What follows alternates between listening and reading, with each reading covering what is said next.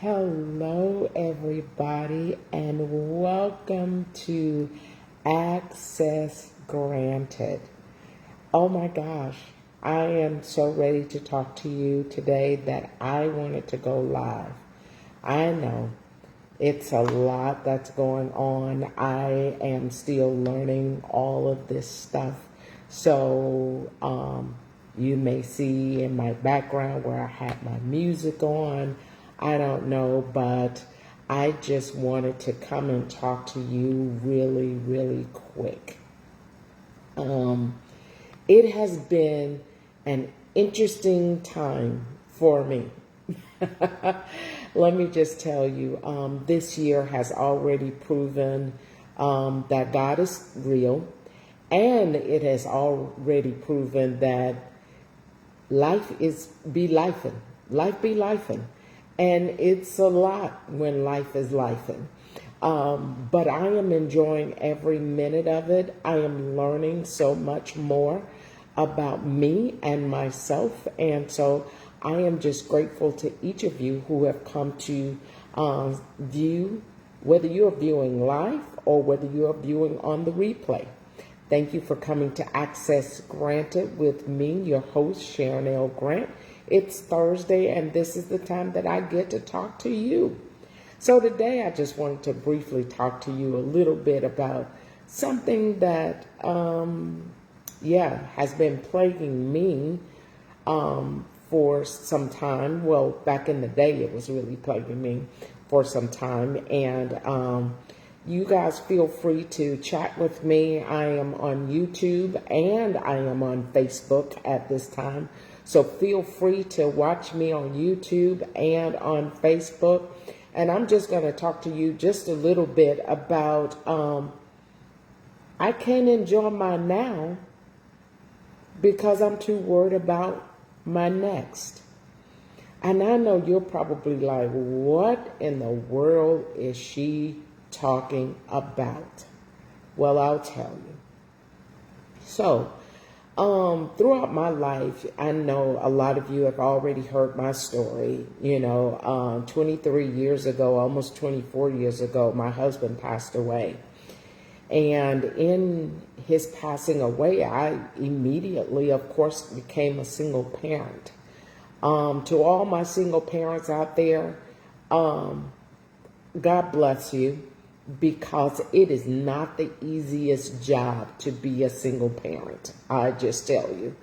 And I wanted to just talk a little bit about the fact that, along the way and over the years of my life, I found myself so being worried about what was going to happen next that I didn't even get to enjoy my now. My now became just kind of muddled in, my mind, and I was always just plagued what was going to happen next, whether I was going to be able to pay the bills next month. I didn't have a chance to even just thank God and relish in the fact that the bills were paid for this month before I was on to thinking about next month. A lot of times we get so inundated in, trying to think about what's going to happen next. And the way that God said it to me is, Sharon, you're so busy living in Friday and it's only Tuesday. Why are you not enjoying Tuesday? Why are you already on Friday trying to figure out what's going to happen? And so many times and so often we get to that place to where we are paralyzed because we can't figure out what's next. We become paralyzed in how am I going to, pay the bills? What am I going to do if my job lays me off next week? What am I going to do for tomorrow? And I remember clearly God saying to me, hey, remember Matthew 6:34, take no thought for tomorrow, for tomorrow have troubles of its own. And a lot of times, though, we get so, how can I say it? We get so inundated. Our mind is so full of what's going to happen next that we don't even get to enjoy now. Our now just becomes something that in our heads have already passed away. It's already gone. When will we get to the point where we can stand and we can enjoy the moments that we are in? When will we get to that place where we say, hey, I have breath for today. I have my life for today. My bills are paid today. I have a job today. I have life, health, and strength. My family and my friends are good today. But we are too busy worried about tomorrow. And so I just wanted to come on Access Granted to say, hey, what are you worried about? What are you worried about? Why are you plagued with what will happen on tomorrow? Is there something in today that you can enjoy? Is there something about today that you can take and you can say, oh my God, I can't believe this happened today. I woke up this morning. That's a good thing. Why can't I just enjoy being awake today? Sure. It doesn't mean that everything is going your way. It doesn't mean that everything is going right. But what it does mean is that you have today. That today is not something that you should just pass as if nothing great has happened. We don't always get what we desire. We don't always, go the way that we desire to go, and things don't always happen the way that we want them to happen. Okay, but does that mean that it's a horrible day? Does that mean it's a terrible day? Take a deep breath. Let it out. That means it's a good day. So let me just tell you, I talked to a group of ladies, and we are all what we call wisters. We are widow sisters. And so we come together and we talk and we laugh and we talk about our spouses, and we talk about some of the things that people say to us that they really should not say. And we really get a kick out of that one. But we think about those things and we talk about those things where we understand that we have to enjoy every moment. The moments are tough. There are moments that there are tears running down our face. There are moments where we don't want to get out of the bed, but I always say to them, if you could just sit up for a moment, take a deep breath, wiggle your big toe, that's a good day. That's a good day. We oftentimes we are so plagued by the fact that I got to take care of tomorrow. I got to make sure things are good tomorrow. I got to see how things are going to go tomorrow. Well, the Bible tells us that we have to say, if the Lord is willing. Because what happens if the Lord is not willing for you to see tomorrow? Do you waste today? Do you waste today worried about tomorrow? Enjoy your now. Enjoy what God has done for you right now. Enjoy how He has blessed you and what He has blessed you with right now. Don't get caught up in, oh my gosh, I don't have this and I don't have that. I don't have a lot of things that I desire. don't. I don't have a whole lot of things that I desire. But what I do have, today I'm going to be grateful for. What I do have, today I'm going to thank God for. What I do have, today I'm going to say, ooh, it's a good day. I always say this thing, and I usually say it to, my family and my friends. So you are my friends. And I say, we have to have manna for today. Manna for today. Well, what do you mean by that, Sharon? Manna for today. What I mean by that, if you remember back in the Old Testament, I think it was in Exodus, when the children of Israel was in the wilderness. When they were in the wilderness, the children of Israel were complaining because they wanted food. Well, God sent them quail, but then he sent them manna. What is it? Because they didn't know what it was. And so he sent them manna.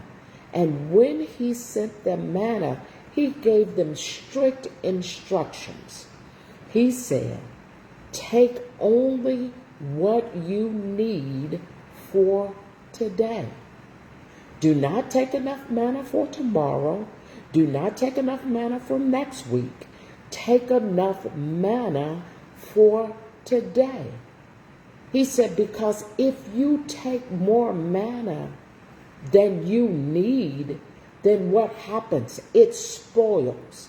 It becomes molded. It becomes rotten. So take only the manna that you need. So when I say manna for today, we take what God gives us, the blessings that he gives us for today. We take the breath that he gives us for today. We don't try to think about tomorrow.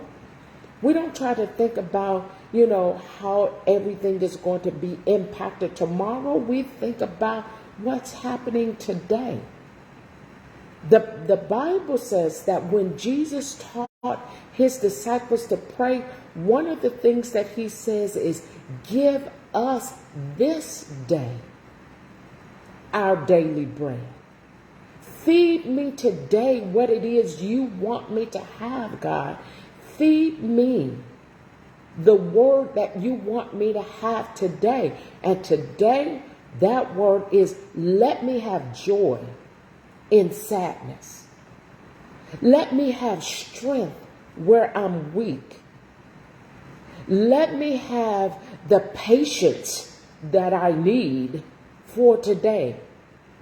Let me have the finance that I need for today, to whether I need to go buy grocery, or whether I need to pay the bills, or whether I need to help my children. But whatever it is that I need for today, let me have it for today. Let me get the manna. Feed me. What is that word for today that you desire for me to have? I can't worry about tomorrow, because tomorrow is going to take care of itself. What I need is for today.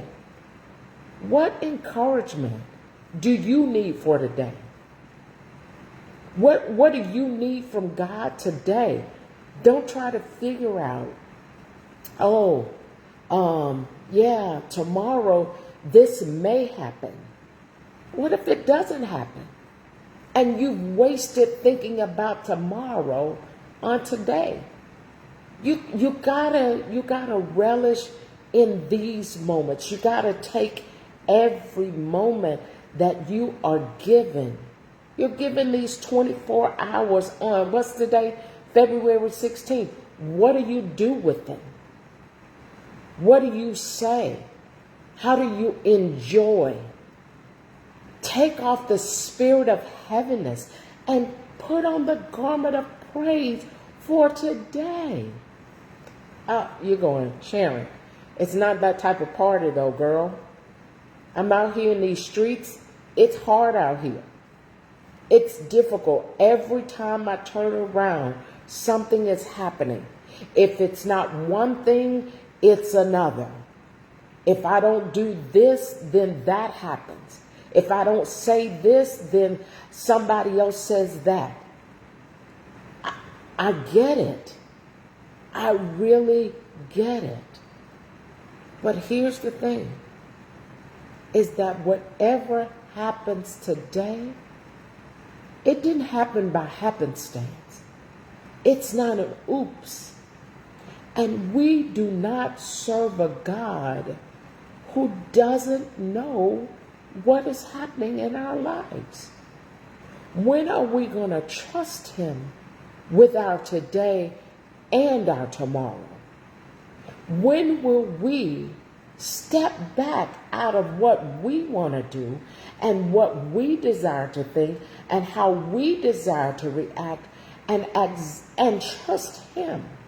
So let me just be a little transparent for a moment.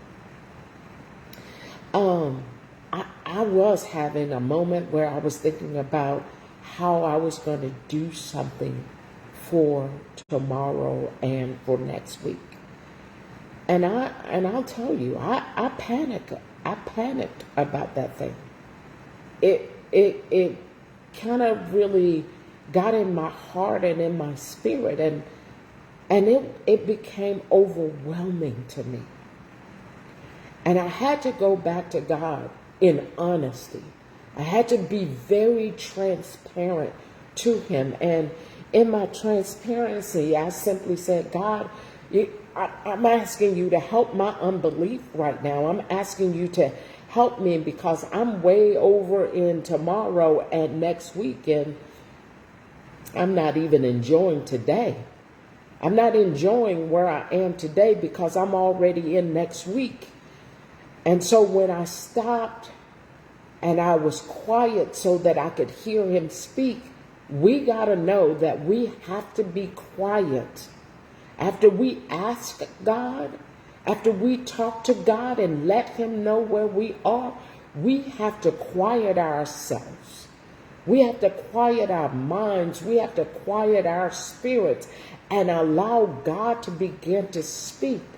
So when I settle down and I began to allow him to listen, he took me back to something that's so familiar.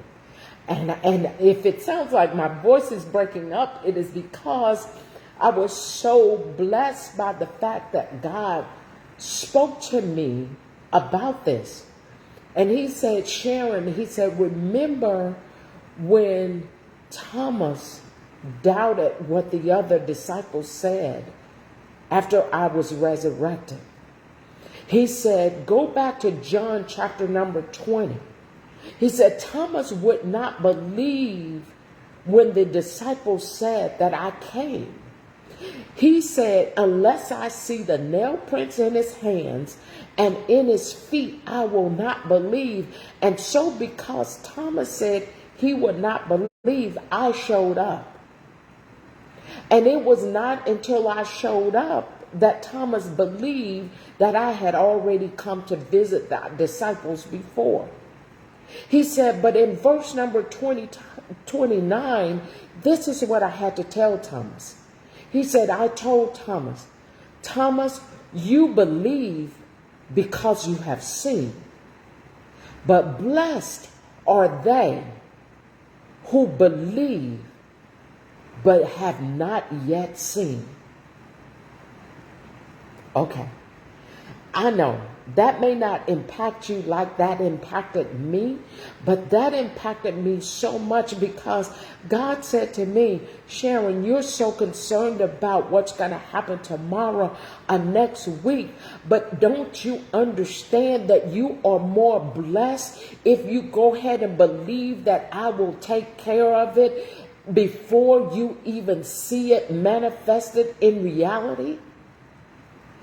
Can't you understand that it is more blessed for you if you trust me even before you see it come to fruition? And then he took me to another scripture in Philippians 1:20, and I'll paraphrase it from the New Living Translation, and it's just clause A. He said, and this is from Paul. Paul said, "For I fully expect and hope that I will not be brought to shame, and I will fully continue to live and speak boldly for Christ." When you have an expectation, even when you don't see what God is going to do, you can have an expectation for God to still show up and know that God will not bring you to shame. That you can still rise above and know that even if it doesn't happen the way that I wanted it to happen or that I thought it was going to happen, it is either going to be this or something better.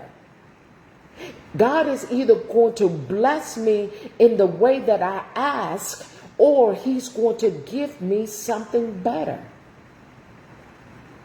What is it?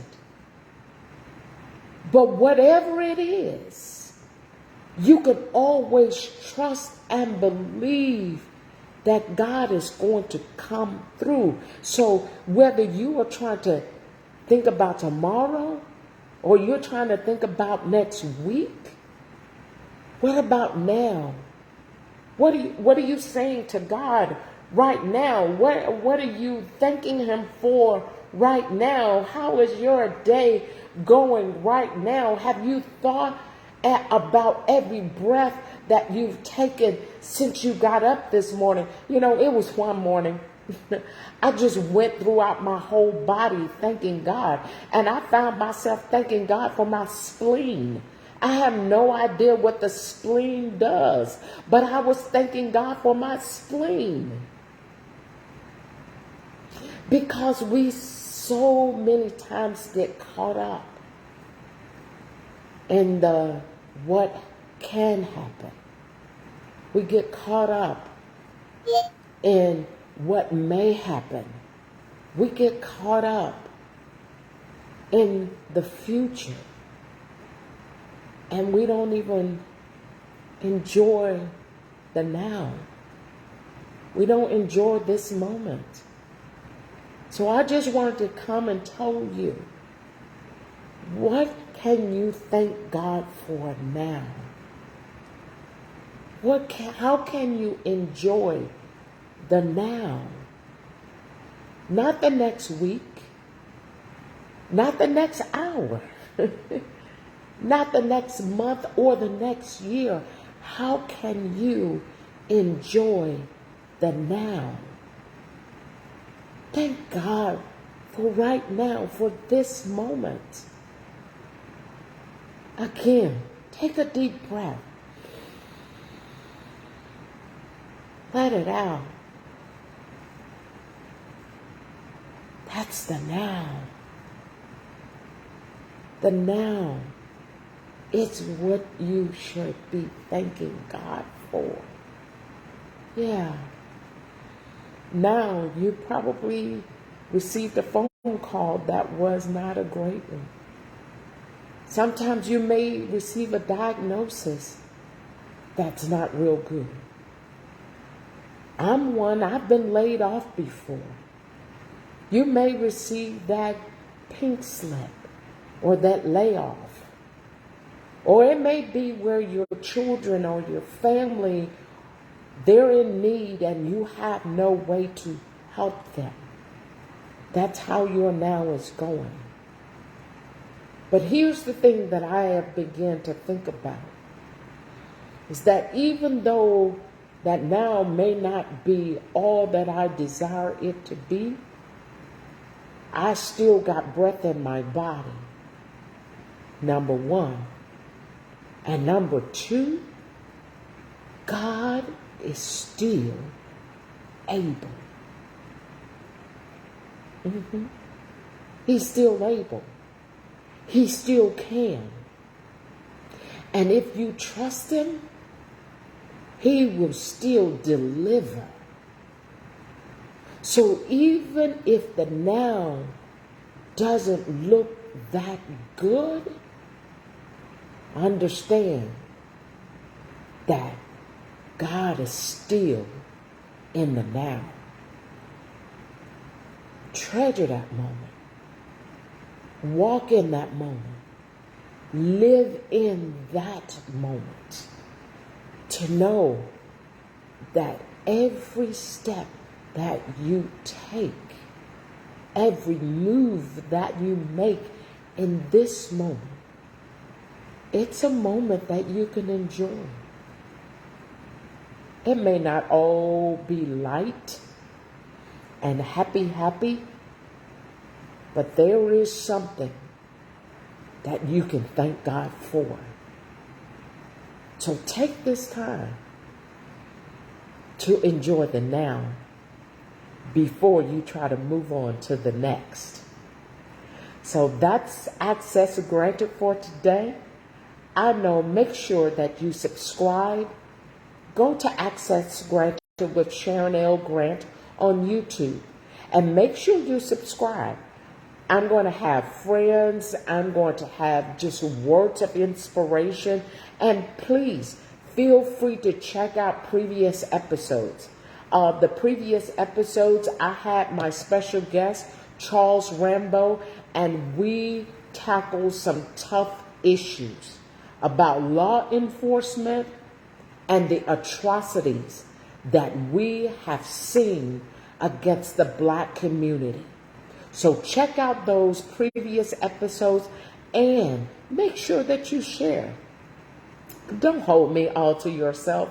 I know you want me all to yourself, but hey, don't forget to share me with someone else. Share this time and this moment, and share Access Granted. Share this Facebook Live. Hey, let's do this thing together.